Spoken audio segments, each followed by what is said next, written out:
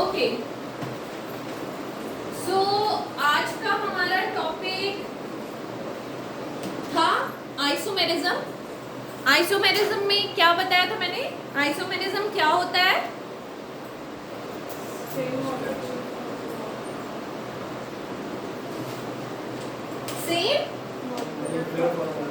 Same molecular formula but different properties according to their change in structure and change in orientation। और मैंने क्या बताया था कि जो आइसोमेरिज्म है बेसिकली हम लोग दो पार्ट में पढ़ने वाले हैं। What are those two? Structural and stereo isomerism. तो कुछ बताया था क्या मैंने इसके बारे में? स्ट्रक्चरल बता दिया था। और स्टीरियो पढ़े थे आगे? अच्छा, स्टीरियो में हमने क्या बोला था, क्या क्या पढ़ेंगे? ज्योमेट्रिकल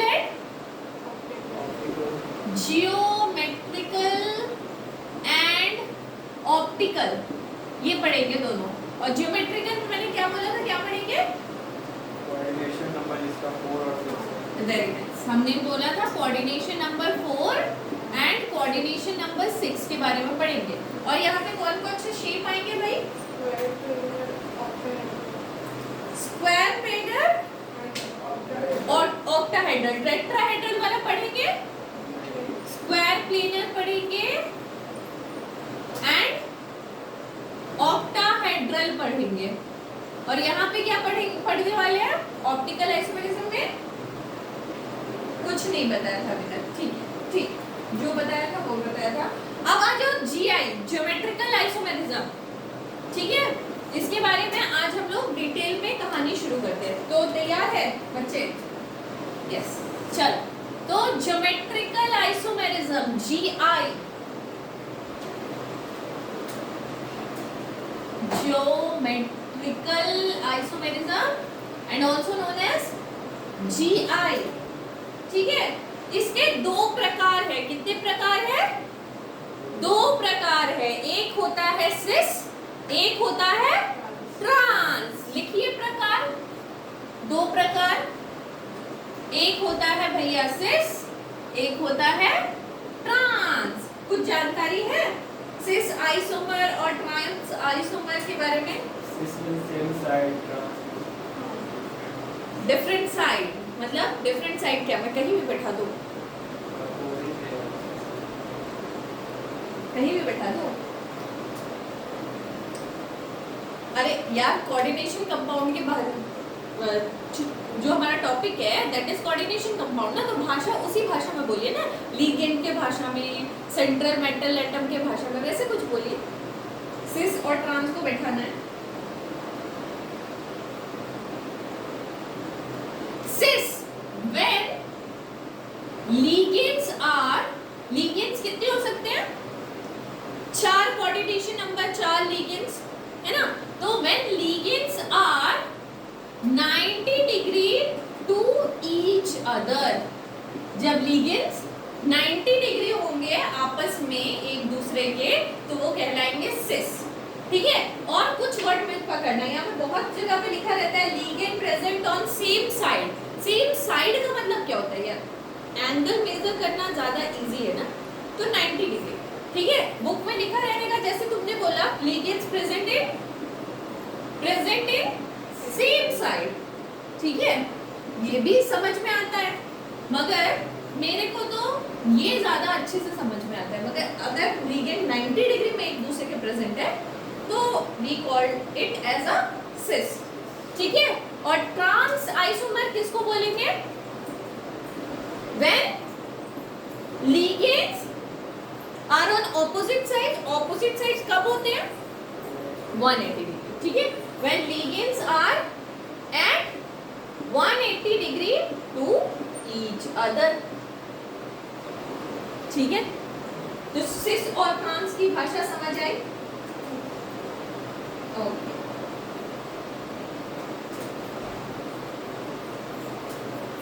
नोट कर लो फटाफट से।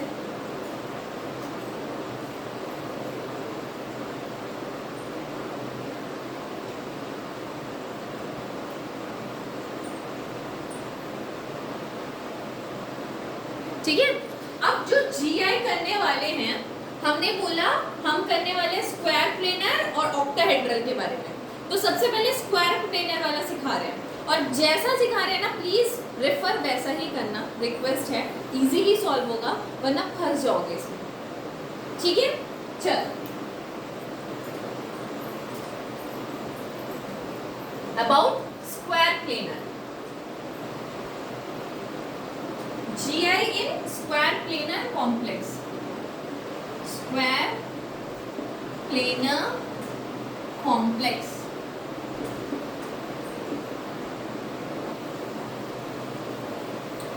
Planar. N है ना भाई, हम ठीक है, ठीक है। अब मान लो if the coordination number is 4, तब ये होगा स्क्वायर प्लेनर कब बनेगा, जब कोऑर्डिनेशन नंबर 4 होगा, है ना। और ligands can be A B C D, 4 हाथ हो सकते हैं ना, कोऑर्डिनेशन नंबर 4 मतलब 4 हाथ, समझ आया। तो मैंने 4 हाथ को कैसे रिप्रेजेंट किया, क्योंकि मेरे पास स्पेशलाइज्ड स्ट्रक्चर नहीं है, तो मैं इसको रिप्रेजेंट कर दे रही हूँ ABCD से। चलेगा, चलेगा पक्का।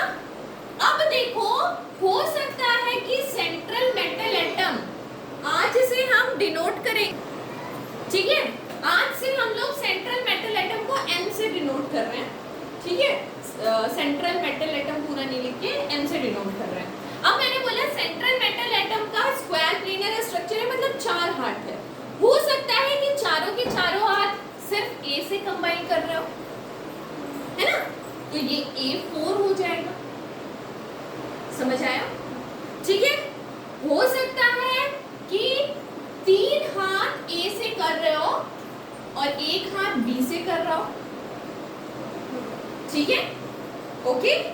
हो सकता है कि 2 हाथ A से कर रहा हो और 2 हाथ B से कर रहा हो।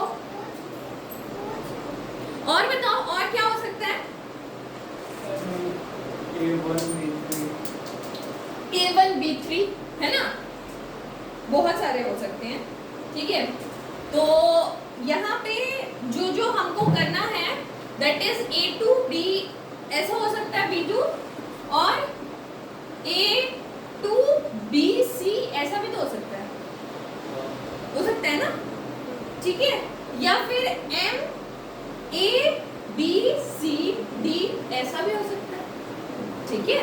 तो इतने टाइप के स्ट्रक्चर ही आपको जो एग्जाम में दिए जाएंगे, इतने टाइप में ही है, इससे ज्यादा टाइप नहीं है। हो सकता है, हो तो सकता ही है ना, यहाँ पे मैं A3 कर दूं, B1 कर दूं, हो ही सकता है, बट है नहीं सिलेबस में, ठीक है। तो क्वेश्चन बस इतने पर्टिकुलरली इतने से ही आने वाले हैं, तो ज्यादा पढ़ के फायदा क्या, पढ़ना है तो पढ़ लो, कोई दिक्कत है नहीं, ठीक है। चलो अब क्या करना है, अब ध्यान से सुनना, GI किसका दिखेगा, GI किसका दिखेगा जिसमें ग्रुपिंग दिखेगा।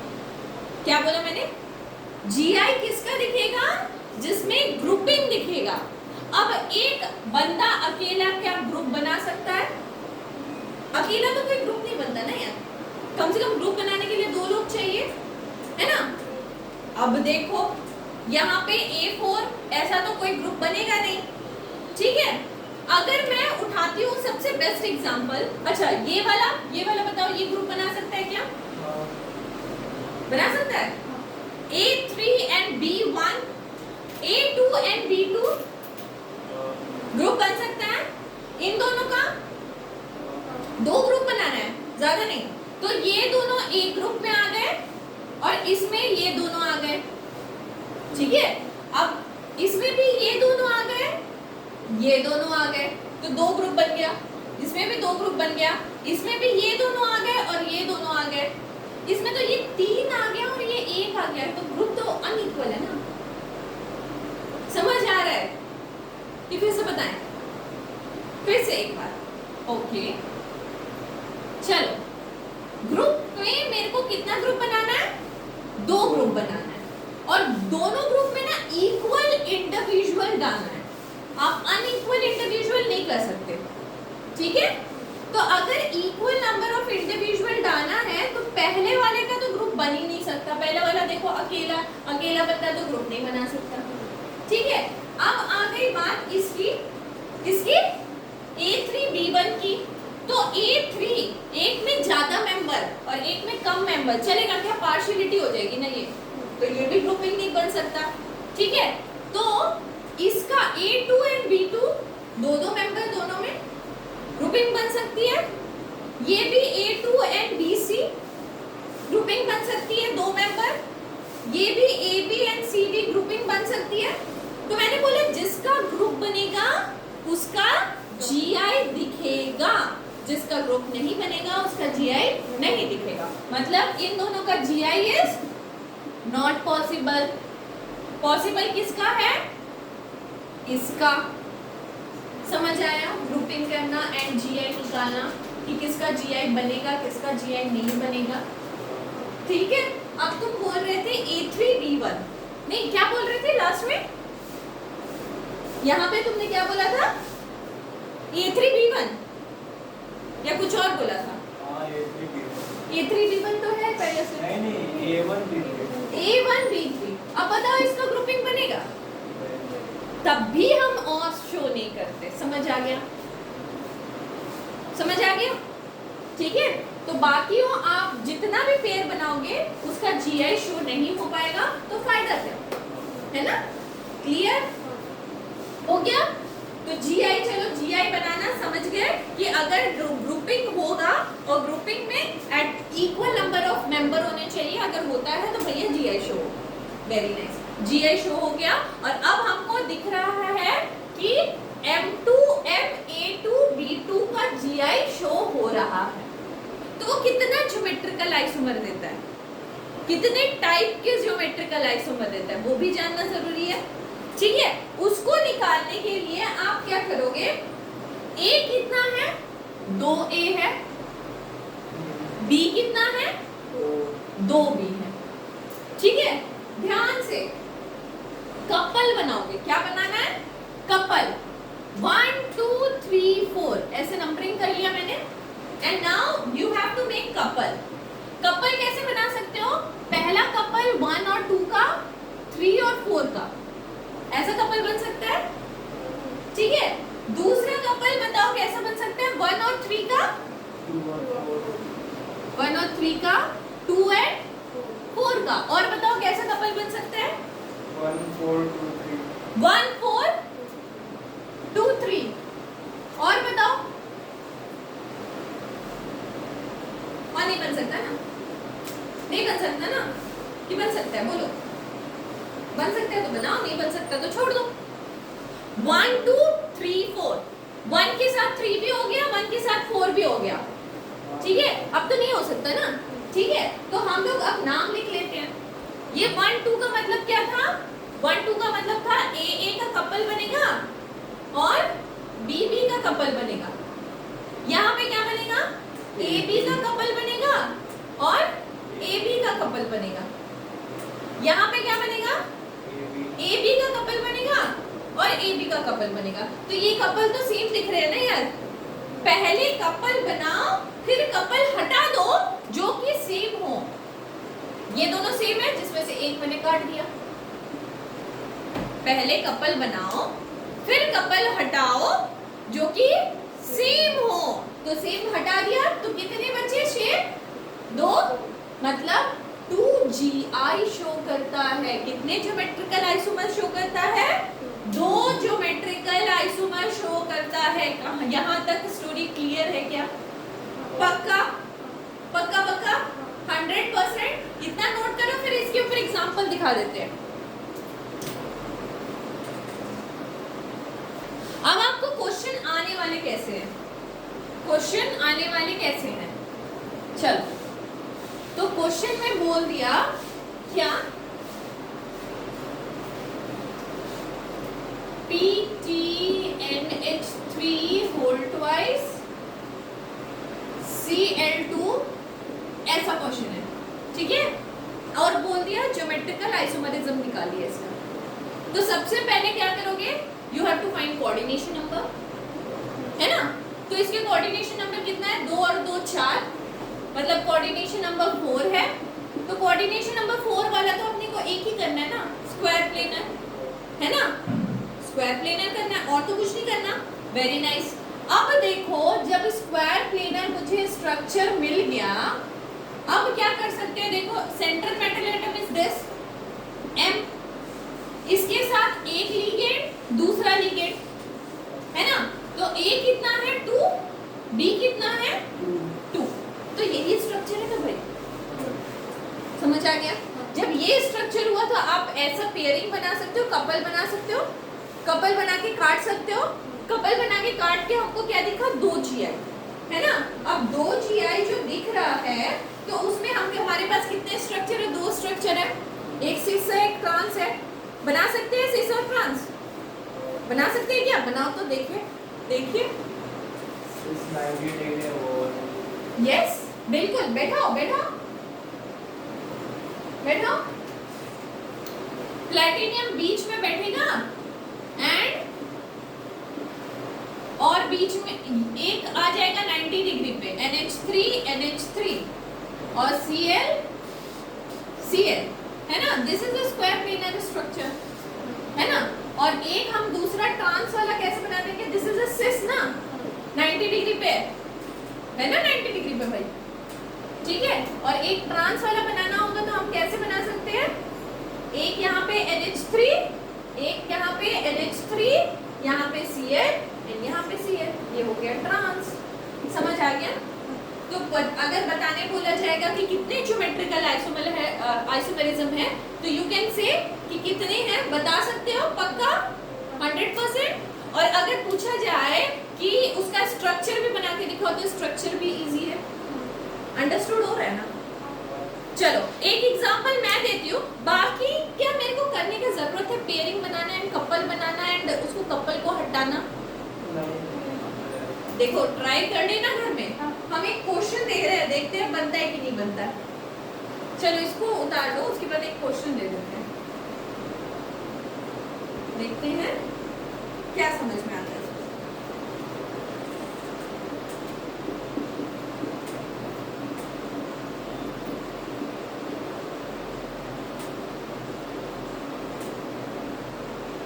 चलो इसका निकालना है आपको ज्योमेट्रिकल आइसोमेरिज्म।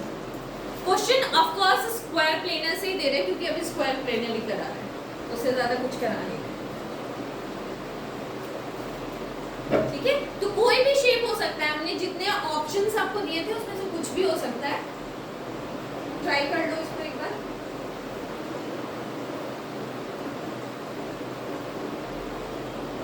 सबसे पहले लेकिन आप कोऑर्डिनेशन नंबर ढूंढ लेना, कोऑर्डिनेशन नंबर कितना है। कोऑर्डिनेशन नंबर एक बार मिल गया तो आपको स्ट्रक्चर समझ में आ जाएगा, स्ट्रक्चर समझ में आ जाएगा तो आपको पता चल जाएगा कि आपको करना कैसे है ना।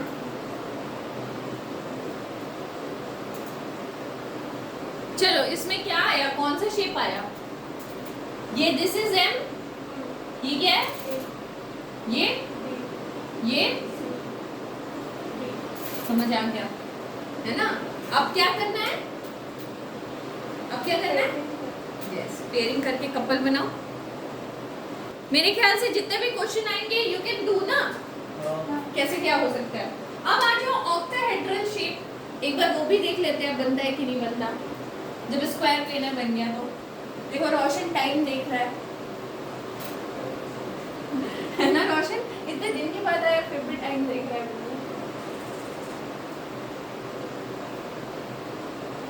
ओके, सो कोऑर्डिनेशन नंबर 6 अगर किसी का हो तो वो क्या दिखाएगा, कौन सा शेप, ऑक्टाहेड्रल। वेरी नाइस, ठीक है। अब ऑक्टाहेड्रल है और कोऑर्डिनेशन नंबर 6 है, तो कहानी वही शुरू होती है, कितना होगा, A B C D E F, हो गया 6, हाँ हो गया 6, ठीक है। तो क्या क्या मेरे पास ऑप्शन हो सकते हैं, M A 6, ठीक है। दूसरा M A 5 D, ठीक है। तीसरा M A 4 B 2, ठीक है। चौथा M A4 BC, ठीक है। पांचवा M A3 B3, ठीक है। ऑप्शंस देखते जाओ, ध्यान से देखना। M A3 B3 C, नहीं C नहीं आएगा यहाँ पे, B2C आ सकता है ना। ओके, मैं नहीं गलत लिखा है। M A3 B C D, ठीक है। M A2 B2 C D, ठीक है। M A2 B C D E, M A B C D E F। इतने सारे ऑप्शंस मिल सकते हैं आपको ऑक्टाहेड्रल में, ठीक है। अब बनाना है क्या मुझे, ग्रुपिंग, है ना, ग्रुपिंग। अब बताओ ग्रुपिंग कैसा किया जाए।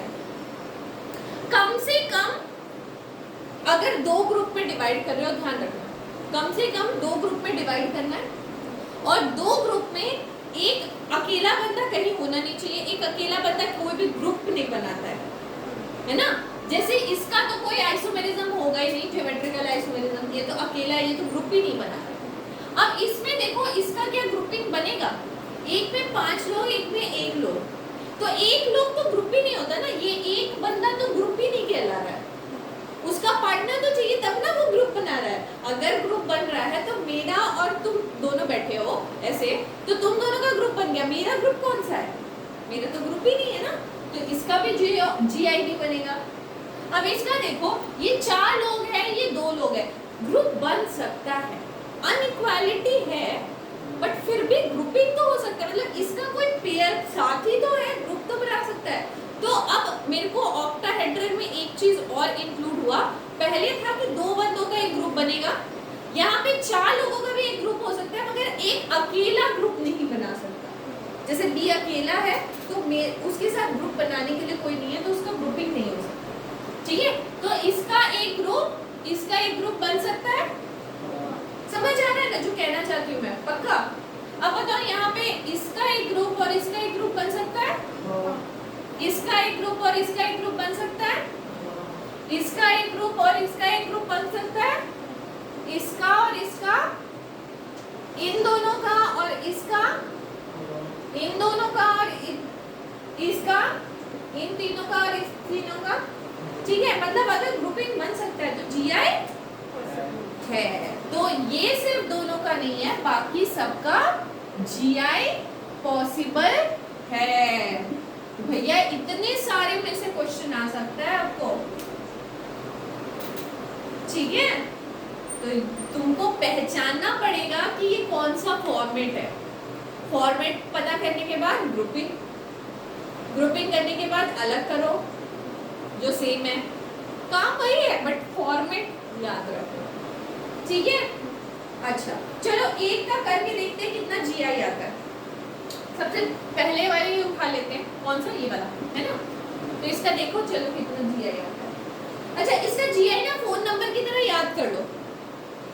इसका GI मैं चाहती हूँ कि तुम लोग फोन नंबर की तरह याद कर लो। द नंबर इज 00, मतलब द नंबर इज 00, इसका GI होगा 2 2 2 0 0 2 2 2, ठीक है।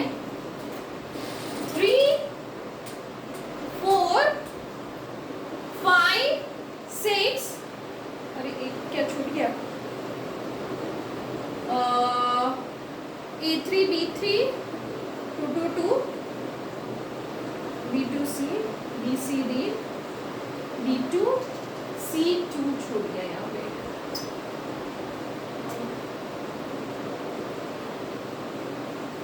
यहाँ पे एक बीच में इंक्लूड कर रही हो ना, M A2 B2 C2, ठीक है।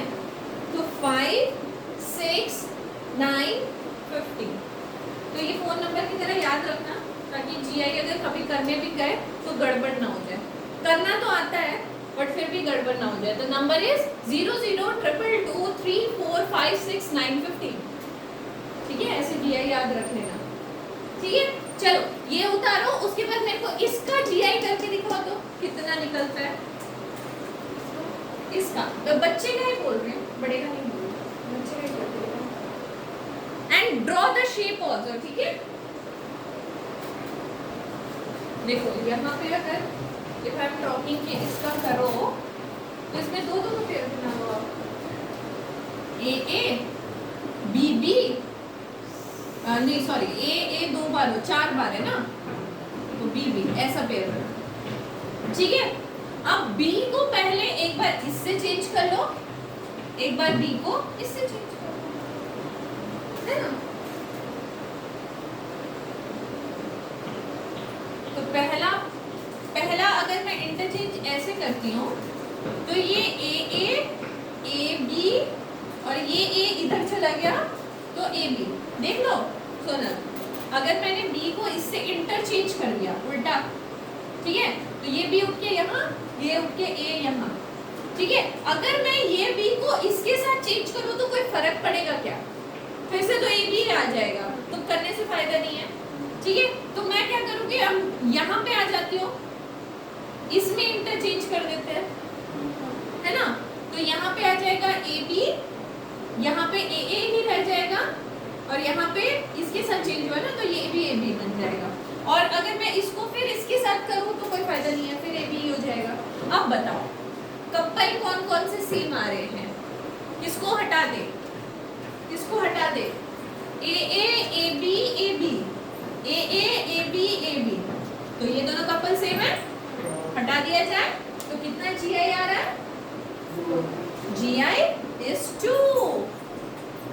ठीक है, जब GI 2 आ गया तो इसका शेप कौन सा है, कौन सा शेप है, ऑक्टाहेड्रल ना।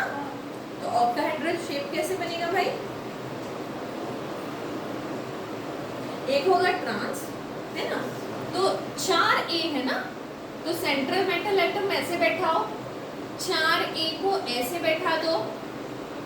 ठीक है, और अगर मैं ऐसे करके ये बी दिखाती हूँ तो ये कौन से डिग्री में हो गया बाबू, 180 डिग्री में हो गया दोनों बी। तो ये हो गया कौन सा स्ट्रक्चर, ट्रांस। ठीक है,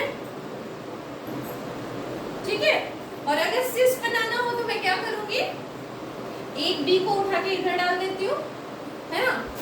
तो ये हो गया सेंट्रल मेटल एटम, ये हो गया ए, यहाँ पे ए, यहाँ पे बी, तो ठीक है, और इस बी को मैं इधर डाल देती हूँ। अब बोलो, ये पीछे वाला और ये ऐसे 90 डिग्री हो रहा है, ये 90 डिग्री है, तो कौन सा स्ट्रक्चर, सिस। समझ आया, समझ आया, ठीक है। चलो एक क्वेश्चन लिखो तो उसके बेसिस पे करो।